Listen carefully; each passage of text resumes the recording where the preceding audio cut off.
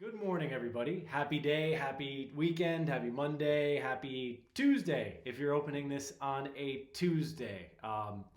Preferably, it would be May 4th, Monday, but if you're going to choose a Tuesday, then May the 5th works out well. So, this is 2 weeks in.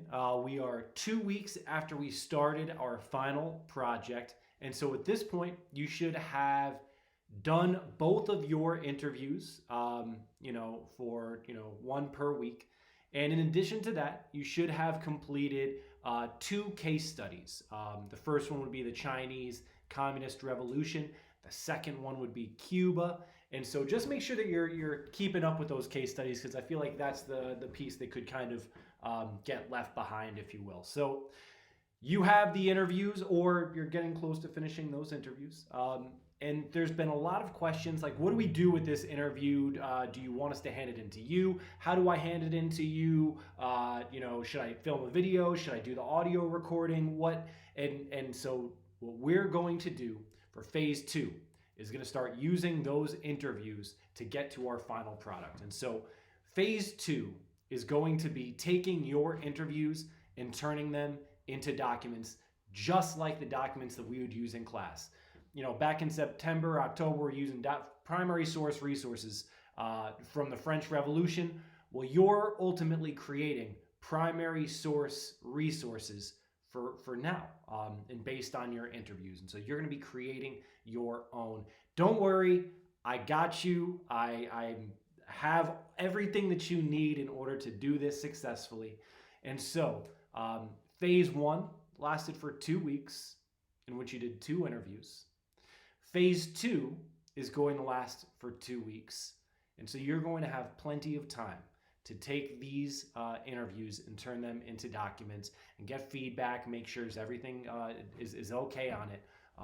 And so, again, there's no rush. If you're playing a little bit of catch up, that's okay.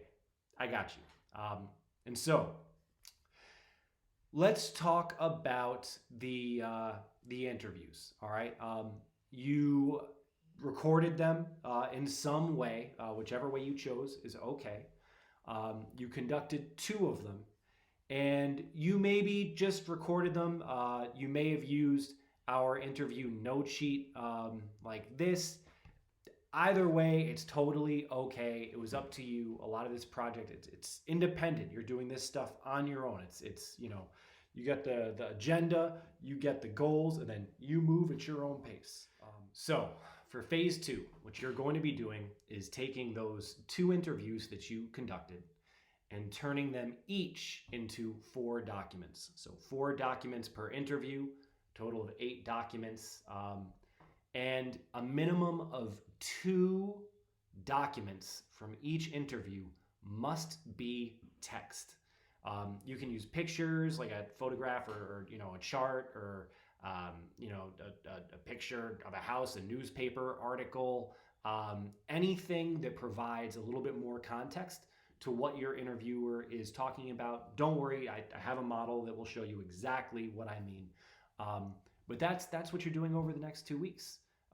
You are taking those interviews that you've done and you're turning each into 4 documents, a minimum of 2 that have to be text.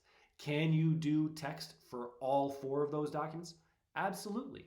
Can you do pictures for 2 of those documents? Yeah, you can do anything as long as 2 of them are text based. Some other things that you could do or like a timeline if that's what you'd like to do. But really, it's all up to you. Kind of like we might experience documents in class. There's a little bit of text, there's a picture, there's this, there's that. It gives me a little bit more of a feel for it. You can do the same thing, all right? Just 2 need to be text from each interview.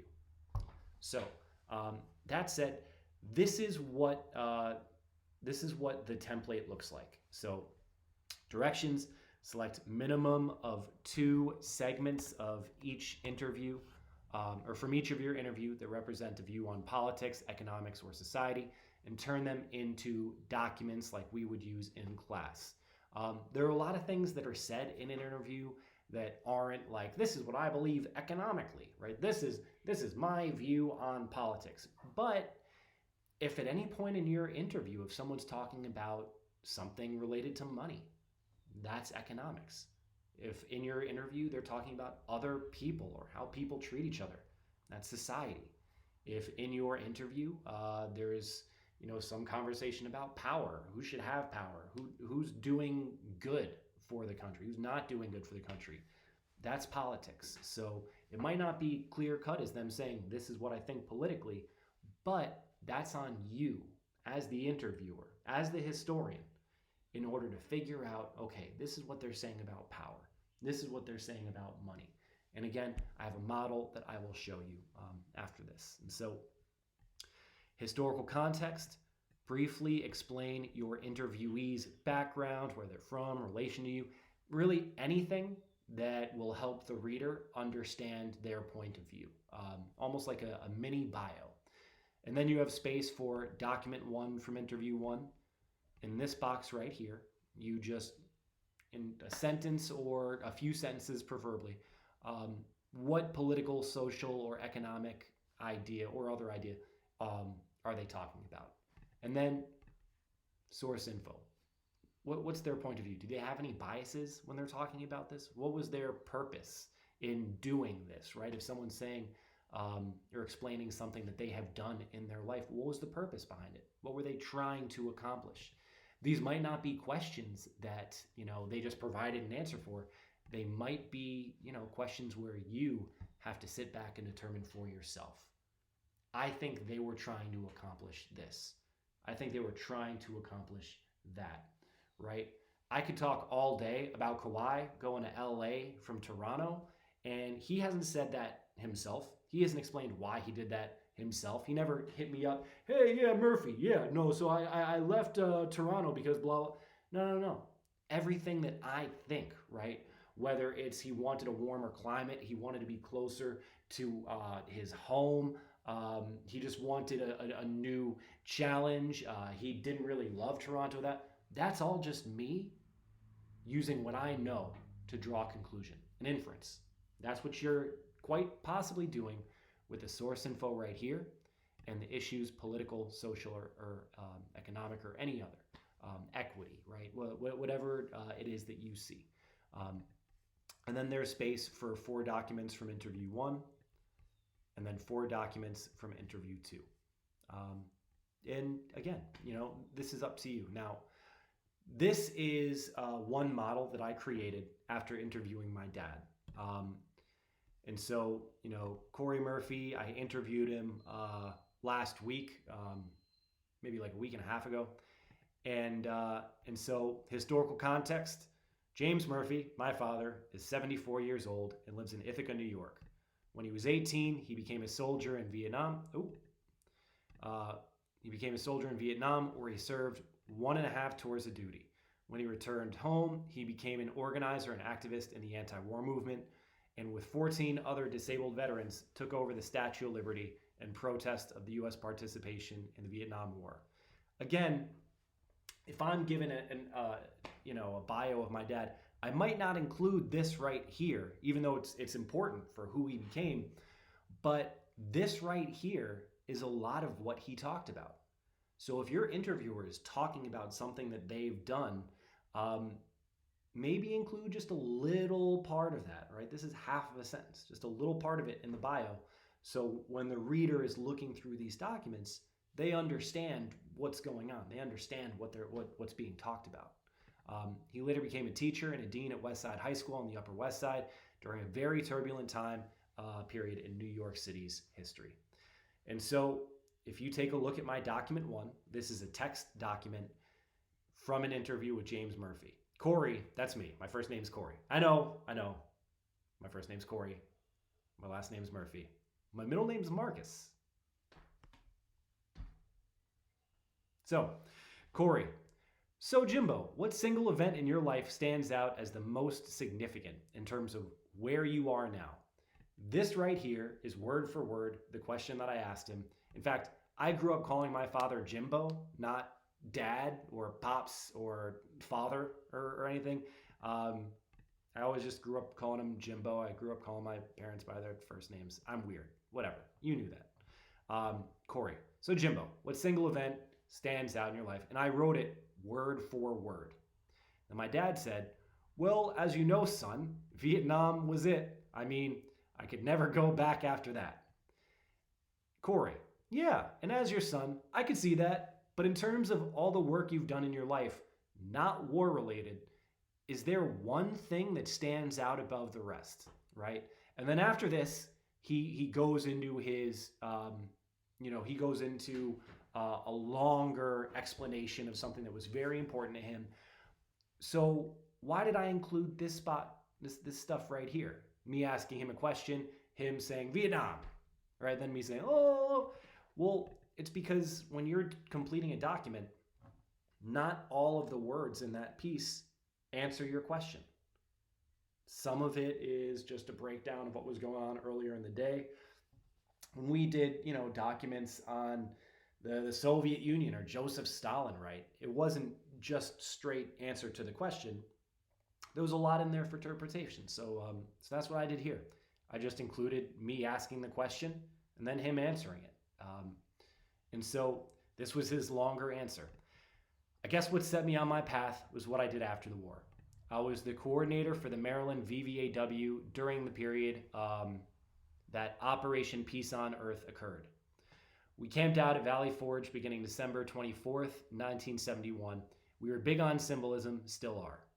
14 members of Vietnam Veterans Against the War liberated the Statue of Liberty with a sit-in to protest resumed U.S. aerial bombings in Vietnam.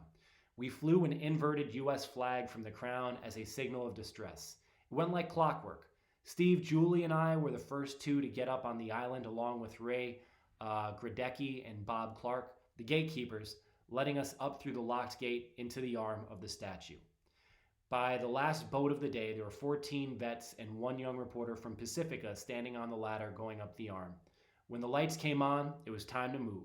There was an old watchman on the first level. We told him we had peaceful intentions and that he could join us if he wished. Bring our brothers home leaflets were given out to him but he left pretty quickly. Then we barred the door and put up a minimal barricade with the bar metal that was available from construction of the new immigrants display. Ray and Bob had all international and U.S. media outlets notified the moment we took over. The media kept the police at bay, and as we all know, we were entitled to make our continuous anti-war statements. We had to vote on taking an order of contempt. It was 8 to leave, 6 to go to jail. I wanted to go back to the campfires in Valley Forge. We ended up keeping the statue until we thought our message was out, and when we came down, the police didn't want to be seen arresting a whole bunch of disabled war veterans, so we got to keep on going with our anti-war organization. So that's a lot, but that was his full answer. I didn't edit it. I didn't take some things out. I just put it in there word for word. And so without this little piece right here that he took over the Statue of Liberty in the bio, it would be kind of hard to figure out what he's talking about in the rest of his interview. So again, that historical context that really notifies you what's going on so that the rest of this interview makes sense, right? The ball was going back and forth, and then it hit the white line, and there was a whole lot of arguing over, if it hit the white line or if it just missed the white line or what the deal was. And unless you know I'm talking about Serena Williams playing tennis right now, what the hell am I talking about? You have no idea, right? I don't have any idea. So again, you're using this historical context to give the reader an idea so that when they see the rest of this, they're like, oh yeah, no, he's taking over the Statue of Liberty. Totally normal. Anyway, so if you continue, you'll see issues, political, social, economic, other, and source info, purpose, bias, point of view. Issues, political, social, economic.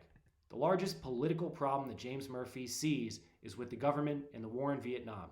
He thinks the government should have ended the war and with his group took over the Statue of Liberty to protest the war. Their priority was to keep protesting the war even if that meant they could go to jail. And so again, he's not saying this is my political problem, but he's talking about war. War is a political thing, right? Fighting is stuff that people do. War is stuff that countries do. It's inherently political. And then I just include a little quote right here that shows exactly what I'm talking about. If you want, you can highlight it in the text, whatever you want to do. I just wanted to make it clear. James Murphy's point of view. So what is his point of view? Where is he coming from? Is that of a soldier who fought in Vietnam and didn't believe in the war. So when he came home, he wanted to help bring it to an end. That's his point of view. It's where he's talking from. He's a soldier who got out of the war and wants to end it. Done. You can see document 2, it follows the same thing. Corey, now after you retired, I know you kind of went back to your roots. Jim, yeah, I mean, I kept protesting on several occasions, but when I retired and we moved, I met with a bunch of veterans from Iraq and Afghanistan, like Nate, your friend. It was funny. It was a crazy story. I'll tell you later. Corey, yeah, but I mean, the wars are so different. And I mean, no offense, but they probably look at you like you look at some World War II or Korean vets. So how did you make that in and keep the anti-war movement going with our new veterans? And then he said, I mean, let me put it like this. Approximately 1.6 million American troops have served in Afghanistan and or Iraq. Noteworthy are national reporting regarding the frequency of these returning veterans with mental illnesses and or substance addictions. War-related illnesses may contribute to escalated suicide attempts, arrest, incarceration, divorce, domestic violence, homelessness, and despair. Due to the anticipated increase of these veterans appearing in our criminal courts, we are proposing a process and a support program for these young veterans. You see, they're having the same problems that we had. Different enemies, different drugs, different times, but they're having the same problems because it doesn't matter what weapons you're fighting with, you still suffer from the deaths, from the fears, and from the violence. That's kind of why I hated these Rambo movies, PTSD, and he goes on about that. You can read more about it if you want to go through my models. Issue, political, social, economic. Stuff. It's war related, could be political. It's about prisons and people having trouble with living, right? That's social. And there's some economic stuff in there too. I'm absolutely positive. So let's see. Political, social, economic, or either. Murphy sees some very wrong things both economically and socially with how soldiers are treated and looked after when they return home from war. He's concerned that they aren't treated well or supported when they return, whether from Vietnam back in the day or Iraq and Afghanistan today. He's concerned that their inner turmoils and issues aren't given proper treatment and is afraid that their war-related illnesses could have escalated suicide attempts, arrest, incarceration. All those are social pieces, but also their access to healthcare could be economic. Increased homelessness could be economic. He thinks because of their experiences, they will suffer problems with adjusting society and be impacted by negative social behaviors. So there's a little bit socially wrong, there's a little bit economically wrong, and as we saw in the previous document, politically. So with this answer, I went with social because those are pretty antisocial behaviors and those are social problems, right? Drug abuse, arrest, and all the crime that goes with it. Source info, purpose, bias, point of view. Murphy's purpose in this document, so what was he trying to do by answering in that way? What was he trying to do with that answer? Is to help raise awareness of Iraq and Afghanistan vets returning from war and help them rejoin society. He wants people to be more aware of the issues so that they can help when they see it. Even if he was just trying to educate me about it, that's still his purpose, trying to educate people about it. And so again, in terms of purpose, bias, point of view, there's a lot of resources out there that'll help you with that, but I have an example for each one of these. So I'll show you the last two documents.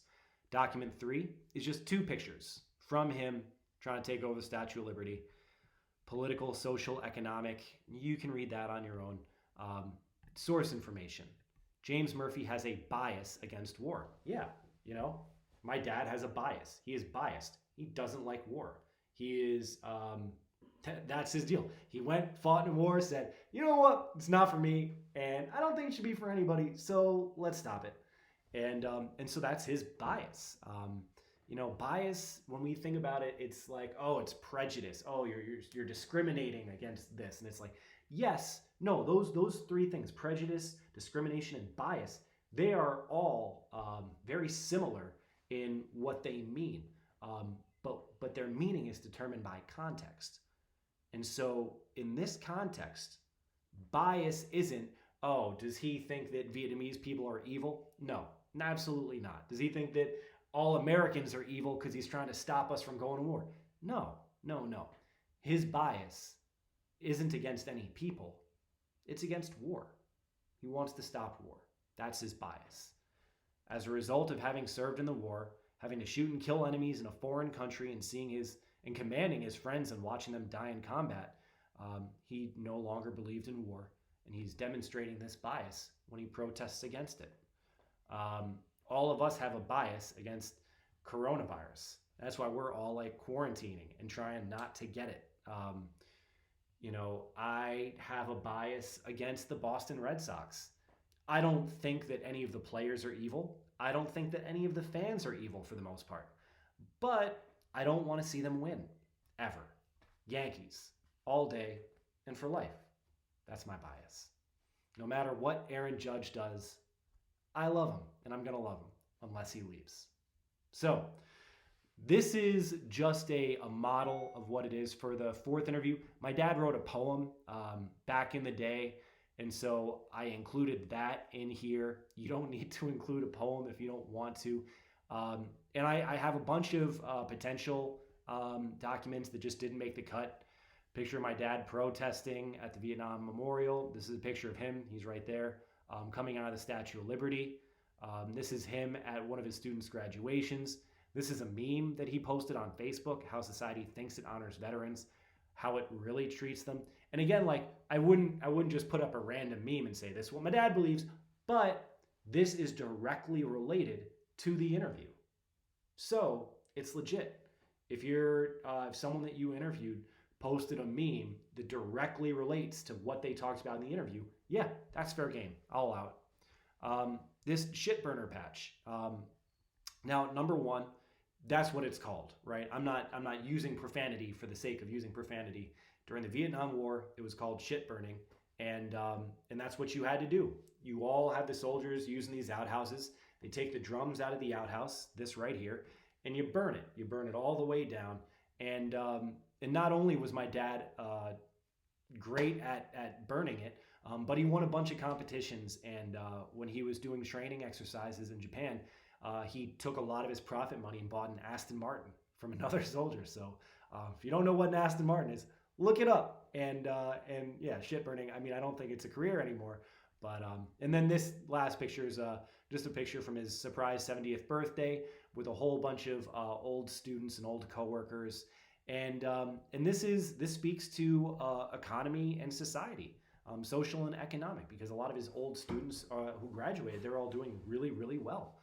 They've got jobs, they can provide for their families, and they were all from the Douglas and the Grant projects. Like, they were from really, really tough neighborhoods, and they're all doing really, really good right now, which is awesome. Shit burning, it's neither political nor social nor economic, really, so I didn't include it. This meme is political, economic, and social because it talks about how society treats veterans, how they're not putting any money into supporting them or helping them reintegrate in society. And it's political because the government made them veterans when it sent them to war. And then we have social right here, about graduation. Could also have been economic. And so anyway, that is my model. This is what you're going to complete. And again, it's up to you. It's up to you whether you see a political, economic, or social idea being expressed. It's up to you to figure out, well, what was this person's purpose in saying this? Are they biased? Do they not like something for some reason? What's their point of view? Who are they as a person? Because that's going to shape the way that they see all those things. And keep up with your case studies. Last week it was the Cuban Revolution. This week it is the Vietnam War. So there's some fun stuff for you out there. And please remember, you can email me. You can contact me through Google Classroom. I stay pretty much on top of that. And I have office hours from 8 to 10:30 on Zoom. The link is posted in the Google Classroom. So yeah, welcome to phase 2. You have 2 weeks to create these documents, all right? So you don't need to stay up till 5 a.m. just trying to get it done right now. You've got 2 weeks. You can create one document, which should take you like, I don't know, 15, 20 minutes tops, typing down word for word from the interview and then answering those questions. Shouldn't take you that long. And you've got a lot of time to do it. So have a good one. Happy week. Happy weekend. Happy whatever day it is when you're watching this. And have a good one, everybody. I'll see you later.